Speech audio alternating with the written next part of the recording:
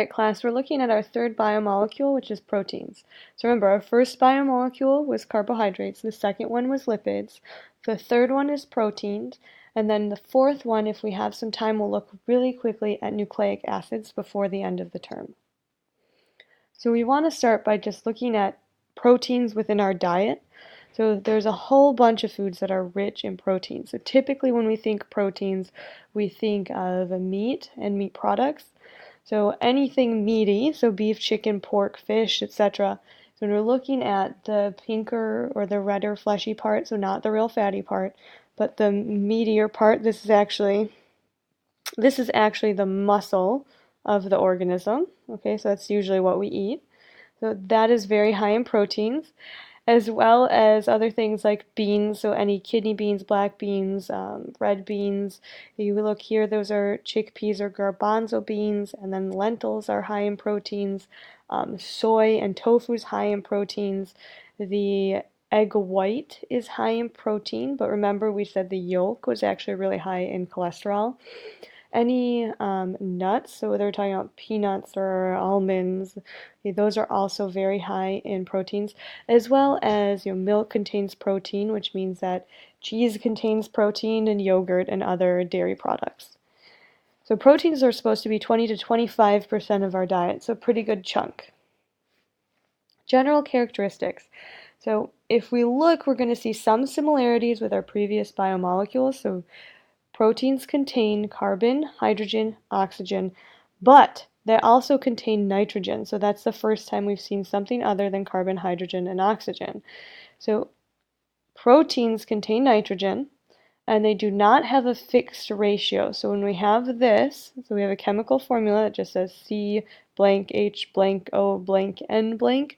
That's just telling us that the subscripts can change. So they can vary depending on the exact protein that we're looking at. The building blocks of proteins are these units called amino acids. And scientists actually estimate that there are about 100,000 different proteins in the human body alone. That's a heck of a lot of different proteins that your body can make. So let's look a little bit more at the structure of proteins. So we said the building blocks are called these amino acids, and there are 20 amino acids found in nature, so naturally occurring amino acids.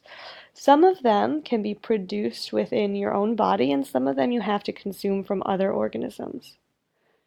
So if you look, those are all 20 of them. I don't actually expect that you have them memorized, but if you look, you can see like a tiny little molecular model of each of the amino acids, so they're all just ever so slightly different.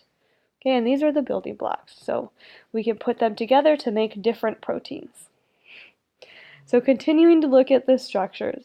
So in order to make a protein, and proteins can be huge, huge, huge molecules, the first thing we have to focus on is the order of the amino acids. So if we're going to build a protein, we have to get all the amino acids and put them in the correct order in order to make the protein that we want.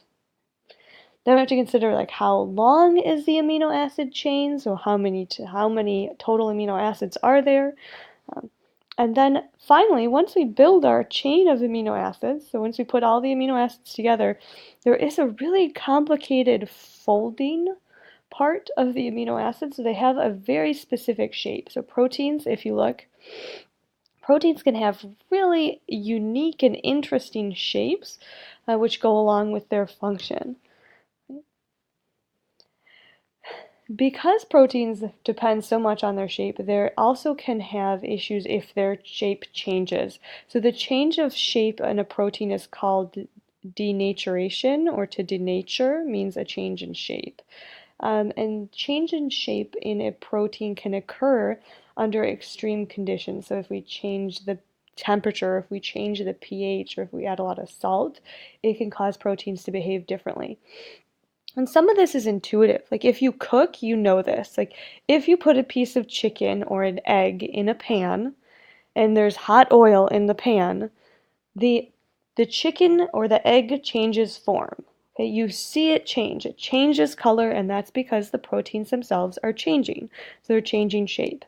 Additionally, if you like to cook a little bit more, maybe you take your chicken and you like to marinate it, so you put it in some lemon, okay? Lemon is highly acidic, and if you put lemon or lime directly on a piece of chicken and you let it sit for a long time, you will also see that that chicken will turn from pink to white, and that means that some sort of change is occurring within the proteins within the chicken, and that's the chicken denaturing. Okay, so changing shape or having a change within those small proteins within the piece of chicken. So if you look at proteins in the body, okay, we ingest proteins, so we eat proteins, and then we break them down into our digestive system into the amino acids, so into their basic building blocks. Again, the building blocks move from our digestive system into our circulatory system, so this is supposed to be the blood vessel, and then from there they go into our cells, so this is just an animal cell. And within your cells, your body will take the amino acids from whatever you ate, if you ate a piece of chicken, or if you ate an egg, or if you ate tofu, it'll take the amino acids from your food, it'll absorb it into the cells, and then it'll use those amino acids to build whatever protein your body needs. So the question really coming to your mind should be, well, like, how the heck do your cells know how to make these proteins? Like, how do they know? Okay, how do they know how to put them in the right order? How do they know how to make them? And the instructions they have to make them, or the recipes to make the proteins that they want, are all in the DNA or in the genes. So you have all the instructions that you need within your cells. So every cell has its own recipe book for proteins. It must be a pretty big recipe book too, if there's 100,000 different ones within your body. But let's break down all of the different proteins into a few different groups. So we're going to look at jobs of proteins within the body, and we're going to break it down not into 100,000 different groups, but into a smaller number. So let's start with these three. So one, there are structural support proteins.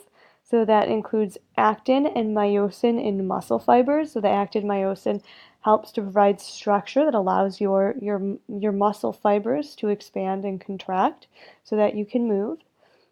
There's keratin. If you pay a lot of attention to hair and nail products, they talk frequently about keratin. So keratin is a protein in your hair and nails, which is supposed to build structure, make it stronger. There are enzymes. So enzymes can do a few jobs. They can digest things, so they can break things apart, or they can synthesize things within your body, which means that they can build things up.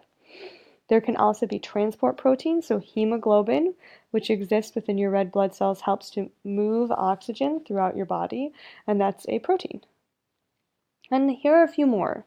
So 4, there are hormones that are protein-based. So we said there are also hormones that are lipid-based, but additionally, there are hormones that are protein-based. So insulin and adrenaline are protein-based hormones. Okay, so even though they can be both proteins and lipids, hormones just send signals throughout the body. So remember, insulin was the gatekeeper to allow glucose within the cells. And adrenaline, if you think about getting an adrenaline rush, like if you get scared or if you're like maybe nervous before a big game, your body might release a lot of adrenaline. And adrenaline causes your heart to pump a little faster, it might cause you to sweat a little bit, and it's really like a fight or flight response, okay, in humans. And then there's pigments, so melanin in our skin. So melanin is what gives all of us the color within our skin, and it helps to protect our skin and our cells as well from light and radiation damage. There are defense proteins, so that's antibodies that fight diseases within our bodies. And then the very last resort is energy. So your body can break down proteins to get energy, and it's 4 calories a gram, but you do not want to do this. The only time your body is going to use proteins for energy is if you are starving. So if you have run out of all carbohydrates, if you have then used all of your stored lipids for energy, only then will your body turn to breaking down proteins for energy. Because all of these things, if we look at the proteins are necessary for your body to function. So the only time would be if you are, on the edge of starvation, okay, close to death, will your body start breaking down the proteins because it really needs them to survive. Okay, so let's do some checks for understanding. So I'm going to just read through the questions. You can pause, jot down what you think the best answer is, and if we have time at the very end of the video, I'll actually go through the answers with you. So first one says, which of the following is not a significant source of protein? Then, how many different amino acids are there?